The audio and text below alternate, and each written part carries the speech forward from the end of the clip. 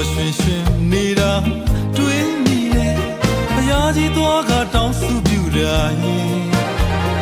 ဒီညိုချိန်မှာသူတကူကျုံးနှပေးဝဲလမ်းလျှောက်ခဲ့တဲ့နေများတည်းရတယ်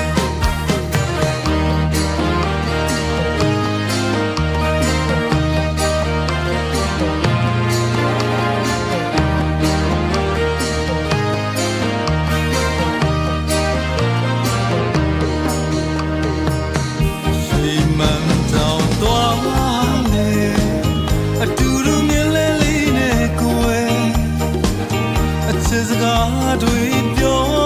လို့မမောချလာရင်မမီရဲ့ရွှေမန်းတောင်သွားလေ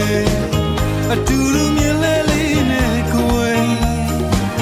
အချစ်စကားတွေပြောလို့မမောချလာရင်မမီရဲ့ချူချူကြီးဖော်၍ပြုံးလာချင်မင်းလုံးမရအောင်ဆွဲလန်းပါလေဒီသူစားတွေခင်းစပယ်အသေးပန်းရဲ့မန္တလေးရောက်ဖို့ကိုကြိုးစားအောင်မယ်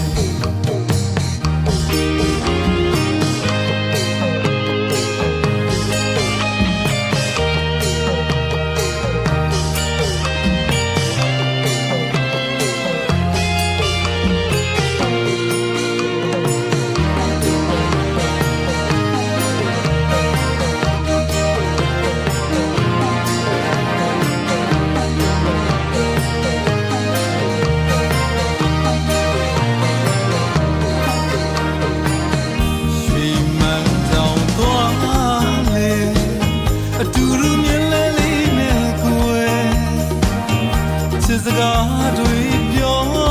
လို့မမောချလာရင်မမီရဲ့ရွှေမန်းတောင်သွားလေအတူတူမြင်လဲလေးနဲ့ကိုယ်အချစ်စကားတွေပြောလို့မမောချလာရင်မမီရဲ့ချူချူကြီးပေါ်၍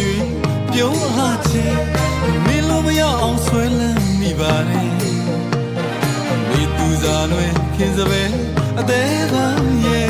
မန္တလေးရောက်ဖို့